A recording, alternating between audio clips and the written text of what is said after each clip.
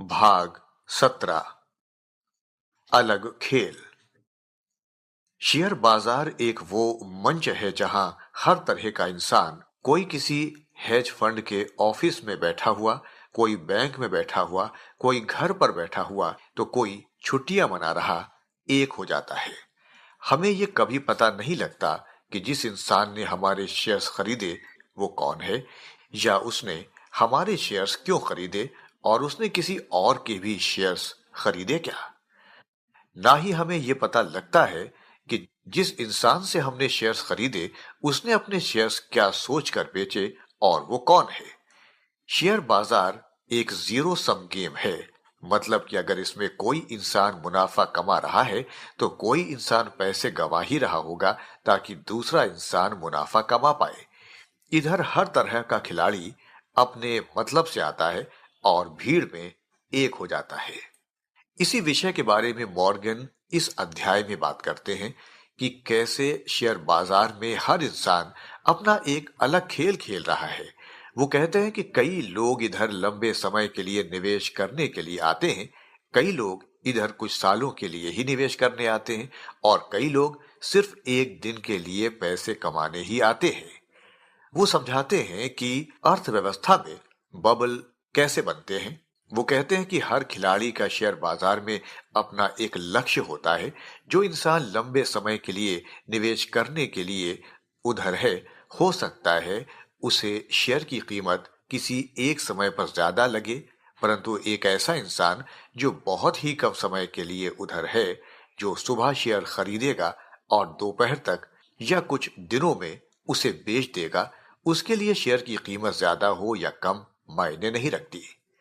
ये बात उस बात की भी पुष्टि करती है जो हमने सबसे पहले अध्याय में सीखी थी कि कोई इंसान पागल नहीं है। हर इंसान का अलग नजरिया है और उसके वित्त संभावित निर्णय हो सकता है आपके समझ ना आए पर उन्हें आते हैं। लेकिन एक चीज हर तरह के इंसान को जोड़ कर रखती है, वो है पैसे कमाना। मॉर्गन कहते हैं कि किसी भी तरह की संपत्ति हो, शेयर्स, घर, अगर उसकी कीमत बढ़ने लगती हो तो वो सबकी नजरों में आती है। जहां व्यापारियों का लक्ष्य होता है कि इसकी कीमत बढ़ती ही रहे ताकि वो ज्यादा से ज्यादा मुनाफा कमाए, वही लंबे समय के निवेशक भी इस कीमत की बढ़ती चाल से ज्यादा समय के लिए बाहर नहीं रह पाते।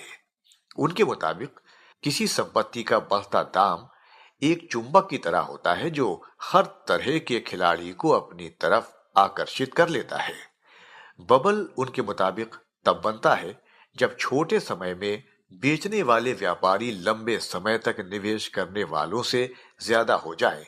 ऐसा इसलिए होता है कि जहां संपत्ति की कीमत बढ़ने पर लंबे समय वाला निवेशक उस संपत्ति को अपने पास ही रखेगा, वहीं छोटे समय के व्यापारी को उसे अपने पास रखने में कोई दिलचस्पी नहीं होगी।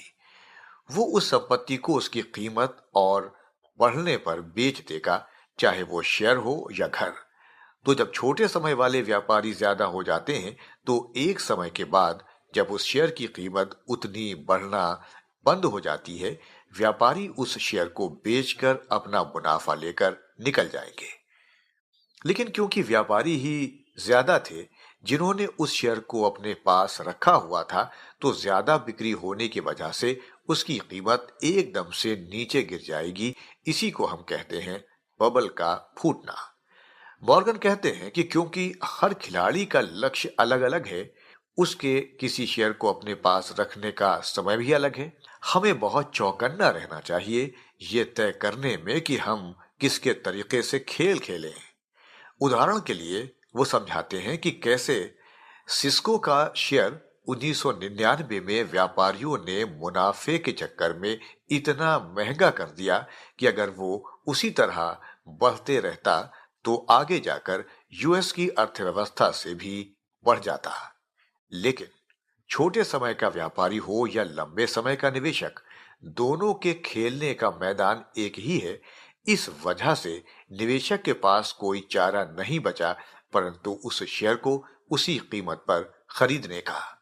इसी तरह अपनी बात को मजबूत करने के लिए वो कहते हैं कि कैसे टीवी के चैनल पर कई लोग कहते हैं कि किसी शेयर को खरीदने का सही मौका है, परंतु उस इंसान को तो पता ही नहीं होता कि आप निवेशक हैं, व्यापारी हैं, एक रिटायर्ड इंसान हैं या फिर शेयर बाजार को सीख रहे एक विद्यार्थी। इसलिए हमें ये बात अपने जहन में रखनी चाहिए कि हम उस खेल के मैदान में क्यों हैं और हमें अपना खेल कैसे खेलना है। इससे हम सावधान रहेंगे कि हमें किसके खेल की नकल नहीं करनी।